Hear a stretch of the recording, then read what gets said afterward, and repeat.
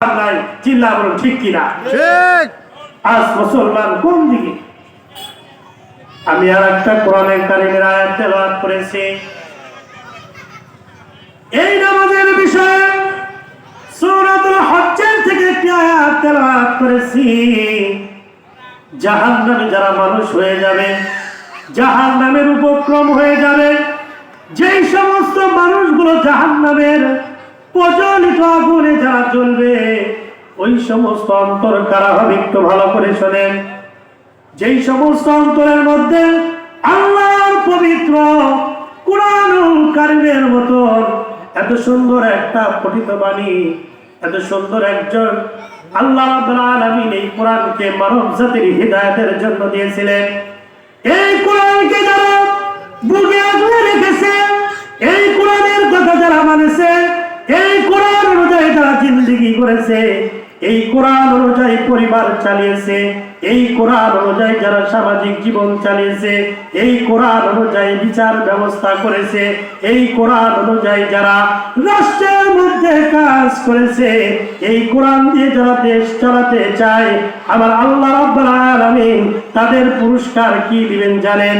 আল্লাহ রাব্বুল আলামিন বলেন, তারা পৃথিবীর মানুষ যদি না জানে, আল্লাহ রাব্বুল আলামিন জানে। যেই সমস্ত বান্দারা এই কোরআনকে ভালোবেসে মনে প্রাণে বিশ্বাস করে অন্তরের মধ্যে তাকওয়ার সাথে মেনে নিয়েছে, এই কোরআনের আইনকে যারা মেনে নিয়েছে, আমার আল্লাহ রাব্বুল আলামিন বললেন, ইন্নাল্লাযীনা আমানু ওয়া আমিলুস সলিহাতি কানাত লাহুম জান্নাতুল ফিরদাউসি নুজুলা। আল্লাহু আকবার। আল্লাহ রাব্বুল আলামিন বললেন, এই কোরআনকে যারা মেনেছে, এই কোরআন অনুযায়ী যারা জীবন করেছে, এই কোরআন অনুযায়ী যারা পরিবার, সামাজিক, রাষ্ট্র, দেশ, তমাম পৃথিবীর মানুষ যদি এই কোরআনকে যারা মেনে নিয়েছে, আমার আল্লাহ রাব্বুল আলামিন বলেন, ও ফেরেশতারা, তাদের কানের কাছে সুসংবাদ শোনায় দাও আর বলে দাও, ইন্নাল্লাযীনা, নিশ্চয় যারা এই কোরআন অনুযায়ী যারা আমল করেছে, ওয়া আমানু, যারা আমল করেছে, ওয়া আমিলুস সলিহাতের, এই কোরআনকে যারা সত্য বলে স্বীকার করেছে, এই কোরআন কি করেছে? সত্য বলে যারা স্বীকার করেছে। এই কথা কে বলতেছে? আল্লাহ।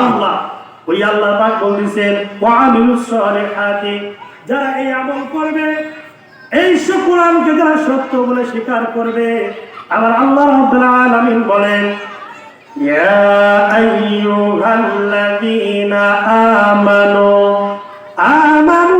আমানুত্তাকুল্লাহা ওয়া কুনু মা'আস সাদিকিন। আল্লাহু আকবার, আল্লাহু আকবার। আল্লাহ রাব্বুল আলামিন বলেন, পবিত্র কুরআনুল কারীমের মধ্যে সূরা তাওবার মধ্যে বলে দিলেন, ইয়া আইয়ুহাল্লাযীনা আমানু, হে ঈমানদার বান্দাগণ, আমানুত্তাকুল্লাহ, দুনিয়ার সব চাইতে যেই সমস্ত নারী এবং পুরুষ, কারা? নারী এবং পুরুষ, আমানুত্তাকুল্লাহ, ভয় করবে একমাত্র কার জন্য বলেন তো? আল্লাহর জন্য। আবার একটু জোরে বলেন না, কার জন্য? আল্লাহর জন্য। আল্লাহর জন্য যারা ভয় করবে, আল্লাহ রাব্বুল আলামিন বলেন, ওয়া কুনু মা'আস সাদিকিন, শুধু ভয় করলে চলবে না, এই কোরআনকে যারা সত্য বলে স্বীকার করবে, কি বলে বলেন তো? সত্য বলে যারা এই কোরআনকে স্বীকার করবে, আমার আল্লাহ তাআলা বলতেছেন, ওয়া কুনু মা'আস সাদিকিন, এই কোরআনকে যারা সত্য বলে স্বীকার করবে, এই কোরআনকে যারা ভালোবাসবে, এই কোরআন অনুযায়ী নিজের জীবনকে গড়বে, এই কোরআন অনুযায়ী নিজের জীবনকে যারা হেফাজত করবে, এই কোরআনের আইনের বিধানগুলো যেই সমস্ত নারী এবং পুরুষরা যারা মেনে নিবে, আমার আল্লাহ তাআলা বলেন, হে ফেরেশতারা, তোমরা আমার ওই সমস্ত পাগল পারা বান্দাদের কাছে বলে দাও আর সুসংবাদ শোনায় দাও, যেই সমস্ত বান্দারা এই কোরআনকে সত্য বলেছে, তারা আবু বকর ওয়াকুনু মা'আস সাদিকিন। আবু বকর কোরআনকে বিশ্বাস করেছে, কোরআন অনুযায়ী আমল করেছে। এই জন্য আবু বকরের নামের সাথে আমার আল্লাহ তাআলা সত্যবাদী উপাধি দিয়েছে, ওয়াকুনু মা'আস সাদিকিন। আবু বকর সিদ্দিক সত্যবাদী। আল্লাহ তাআলা আয়াতকে নাযিল করে দিলেন, আমার আবু বকর এই কোরআনকে বিশ্বাস করেছে, মনে প্রাণে মেনে নিয়েছে।